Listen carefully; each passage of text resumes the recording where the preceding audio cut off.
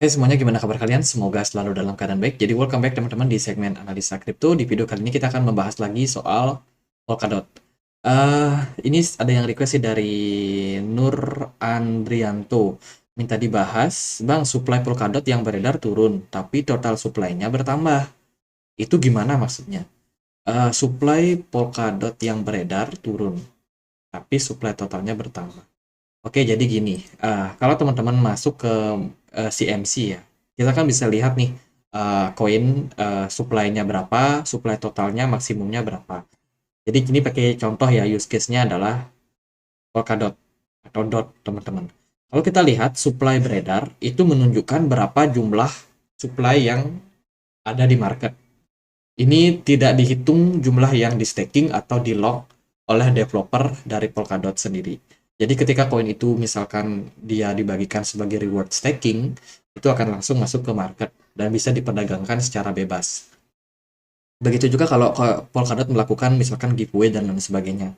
Itu akan langsung juga masuk ke koin yang beredar di market. Jadi koin supply yang beredar ini lebih banyak ada di exchange biasanya, di exchange, kemudian di wallet-wallet yang tidak di-lock, ya kan?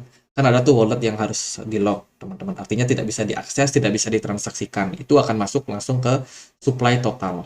Nah, kalau supply total ini adalah total supply yang beredar, baik yang beredar di market maupun yang dalam posisi di-lock atau yang masih dalam posisi di staking. Jadi jumlah maksimum koinnya itu adalah total supply-nya. Sementara supply maksimum itu rata-rata koin ada yang punya supply maksimum misalkan 21 juta, ada yang tidak terdeteksi, ada juga yang unlimited seperti halnya Polkadot. Kalau dalam banknya O2 kayak gitu, unlimited teman-teman. Artinya tidak bisa atau tidak ada batasan maksimum. Polkadot mau dicetak seberapa banyak pun itu bisa, sesuai dengan konsensus mereka dan kebutuhan yang mereka lakukan. Tentu saja ada efek positif dan juga negatifnya.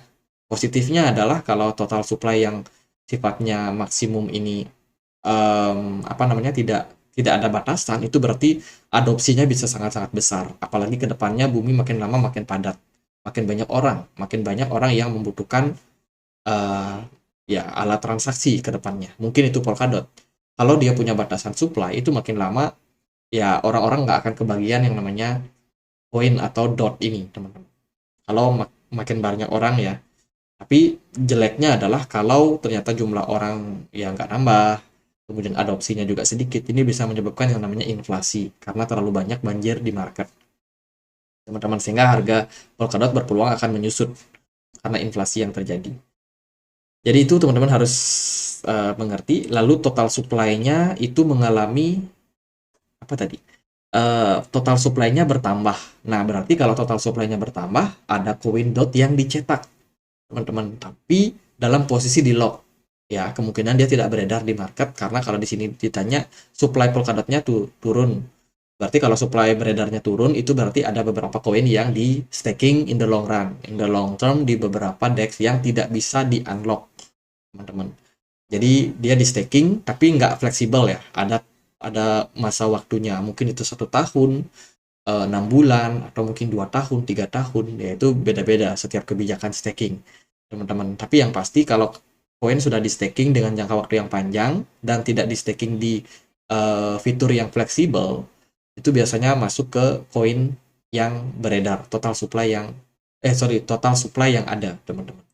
Sementara yang beredar ini biasanya di exchange. Kalau dia udah ramah diperdagangkan, itu masuknya ke supply supply yang beredar. Jadi mungkin nggak? Ya mungkin aja, teman-teman. Artinya kalau dinyatakan bahwa supply dari Polkadot ini turun, ya kan, itu berarti bagus, teman-teman. Karena makin banyak orang yang melakukan staking.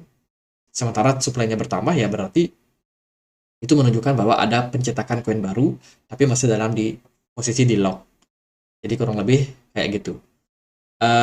Ini adalah mainnet dari Polkadot, teman-teman. Bisa langsung akses di polkadot.js.org.app. Di sini kita bisa lihat validator yang melakukan transaksi atau yang melakukan validasi, seberapa banyak mereka punya validator dari Polkadot. Itu banyak banget, teman-teman, ekosistemnya ya. Ini sampai sampai nge-lag nih komputernya, teman-teman. Inflasi dari Polkadot saat ini itu udah turun teman-teman ke 7,3. Sebelumnya aku cek itu ada di kisaran 9 terakhir kali. Tapi sekarang udah turun, berarti ini bagus ya, inflasinya makin turun, itu berarti memang benar supply Polkadot itu yang beredar makin lama makin sedikit. Diharapkan sih dengan supply yang makin lama dikurangi ini, harga dari Polkadot bisa lebih stabil. Teman-teman, kita udah bahas soal fundamental Polkadot lebih banyak di video yang ini ya. Mungkin aku nggak akan terlalu banyak spill, aku akan jelasin aja beberapa news yang mungkin baru teman-teman. Kita udah bahas ini kapan hari, 13 hari yang lalu, jadi masih terbilang baru.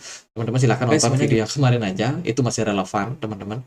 Kalau kita lihat dari posisi Polkadot saat ini ada di harga kisaran Rp71.300. Market Polkadot cenderung turun 3% disebabkan karena kondisi market ya secara major Bitcoin dan kawan-kawan itu juga pada posisi penurunan.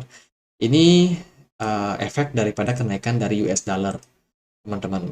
Dolar naik lagi, teman-teman. Mengerikan ya, naiknya sampai 103,44 dolar, teman-teman. Dan sekarang posisinya itu menekan banyak komoditas lain seperti gold, kemudian S&P 500 saham Amerika, Bitcoin pun juga mengalami koreksi disebabkan karena indeks dolar yang menguat. Nah, kalau kita lihat dari komunitas, Polkadot ini salah satu proyek yang cenderung tertutup kalau menurut saya ya. Mereka ngerjain apa, mereka kerjain dulu tuh, mereka bikin dulu, nanti kalau bagus baru mereka posting. Jadi mereka nggak kerjain, mereka nggak posting apa yang mereka kerjain, tapi memposting apa yang mereka sudah selesaikan. Nah, sehingga kadang-kadang kita kaget nih, wah ini Polkadot ada good news, tiba-tiba harganya naik, teman-teman. Jadi ya kayak gitu, mereka lagi bangun yang namanya Parachains. Parachains ini adalah proyek yang ada di Polkadot sama Kusama. Buat teman-teman yang mungkin baru masuk ke dunia kripto, Kusama ini saudaranya dari Polkadot. Jadi Kusama diciptakan untuk lahan latihan buat buat proyek dari Polkadot. Proyek akan dibangun di Kusama dulu, kalau bagus akan diaplikasikan langsung ke Polkadot. Polkadot juga salah satu koin dengan proyek nomor 1 dilihat dari data sentimen. Ada Polkadot, Kusama nomor 2, Cardano, Habar, nomor 3 dan 4, Chainlink, ICP, SNT, APT, Vega, Atom berada di posisi 4-10, teman-teman. Jadi, Polkadot masih jadi yang nomor 1 proyek yang dilakukan dan juga ya ini dari development activity ya, teman-teman. Dilihat dari GitHub, komunitas selama 30 hari terakhir. Jadi Polkadot yang paling aktif. Menurut saya sih, Polkadot masih bakalan sangat-sangat baik buat kedepannya secara fundamental. Ingat ini secara fundamental. Mereka juga aktif untuk di Polkadot Blockchain Academy, salah satu sekolah yang mereka bikin ya, untuk mencetak developer-developer baru, programmer-programmer baru yang bisa berkontribusi sama jaringan Polkadot kedepannya. Jadi mereka udah masuk ke sumber daya manusia, SDM, teman-teman. Jadi di develop tuh orang-orangnya yang pintar untuk mengembangkan kripto. Ya itu sih kalau secara pergerakan ya Polkadot hari ini lesu teman-teman, sedikit lesu ya, market turun, BTC dominance-nya menguat ya, altcoin turun lah. Kalau kita lihat sih dari bigger picture-nya menurut saya posisi Polkadot juga masih tertekan sama seller, volume perdagangannya kecil dan dia berpeluang membuat yang namanya double bottom berikutnya. Jadi udah 2 kali Polkadot katakan di kisaran 4,2 dolar sebagai level bottom kemarin. Dan sekarang ongoing untuk meluncur ke level tersebut kembali. Ekspektasinya sih semoga Polkadot nggak turun di bawah level tersebut. Karena kalau iya, itu bisa menjadi sinyal yang kurang begitu baik. Dalam perspektif lain, Polkadot juga masih bergerak di dalam sebuah, kita bisa bilang ini apa ya, falling wedge atau mungkin descending channel lah kita bilang. Ini adalah descending channel teman-teman dan pola dari Polkadot ini masih dalam posisi downtrend. Untuk target berikutnya yaitu Polkadot turun ke kisaran 4,2 dolar. Hopefully dia nggak tembus, tapi ya semoga aja teman-teman. Jadi menurut saya gitu, overall market masih cenderung koreksi ya. Jadi kesempatan aja sih buat teman-teman yang mungkin melirik Polkadot dari dulu, wah ini mau masuk tapi takut harganya turun. Rasa-rasanya masih bakalan berpotensi untuk turun jangka waktu menengah teman-teman, mungkin sampai akhir tahun nanti. Itu dari volume perdagangan Polkadot kalau kita perhatikan itu dalam posisi menguat teman-teman. Posisinya menguat, sementara harganya cenderung turun. Kapitalisasi pasarnya pun juga turun karena cenderung turun ya harganya. Jadi itu, semoga supply beredarnya ini makin lama makin berkurang. Entah itu ada mekanisme burn dan lain sebagainya. Semoga aja seperti itu, atau paling nggak ada banyak orang yang melakukan staking akhirnya pada Polkadot. Sehingga ya supply beredar turun, ekspektasinya ya harganya kembali menguat in the next bull run. Jadi itu sih yang teman-teman perlu perhatikan.